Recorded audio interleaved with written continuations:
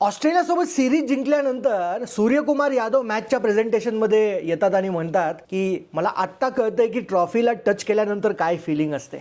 बघा, इकडे प्रेझेंटेशनमध्ये सूर्यकुमार यादव बोलतोय, पण तिकडे मोहसिन नकवी PCBचे जे चेअरमॅन आहेत त्यांना ती गोष्ट जाऊन लागतीये. का? कारण एशिया कपमध्ये ट्रॉफी जिंकूनसुद्धा ह्याच मोहसिन नकवीने ट्रॉफी भारताच्या टीमला दिली नव्हती. आजपर्यंत ते ट्रॉफी घेऊन मिरवत आहेत, ट्रॉफी घेऊन पळून गेलेले आहेत. ऑफिसमध्ये पण असं बऱ्याचदा होतं की तुम्ही काम डिझर्व करत असतात, तुम्ही डिझर्व करत असतात क्रेडिट आणि ती ट्रॉफी.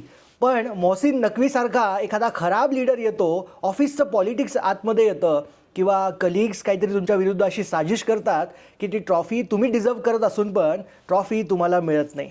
अशा वेळेस जे ॲव्हरेज लीडर्स असतात ते ॲग्रेशनपणा आणतात, ते भांडणं करतात, ती ट्रॉफी हिसकावून घेण्याचा प्रयत्न करतात.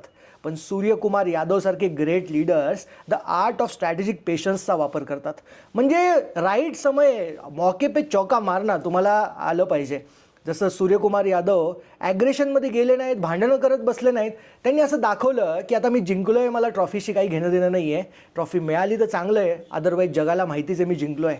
त्याच पद्धतीने स्ट्रॅटेजिक टायमिंग, स्ट्रॅटेजिक पेशन्स वापरणं फार गरजेचं आहे. बरोबर पेशंट राहिले आणि जसं ऑस्ट्रेलियासोबत मॅच जिंकले, लगेचच मॅचच्या प्रेझेंटेशनमध्ये जाऊन तिकडे पाकिस्तानात बॉल लागेल असं काहीसं बोलून गेले. असंच तुम्हाला स्ट्रॅटेजिक पेशन्स वापरून राईट टाईमला राईट काहीतरी करायचं असतं. कामातून तुम्हाला दाखवायचं असतं की ट्रॉफी वगैरे सगळं ठीक आहे, पण आता जे मी करतो आहे ते माझ्यासाठी जास्त इम्पॉर्टंट आहे. राईट टाईमला तुम्ही राईट ठिकाणी बोललात तर ॲग्रेशन आणि भांडणं करण्याची गरज नाही. ती ट्रॉफी तुम्हाला मिळो ना मिळो, तुमच्या कामाचं क्रेडिट तुम्हाला हळू का होईना, उशिरा का होईना मिळून जाईल.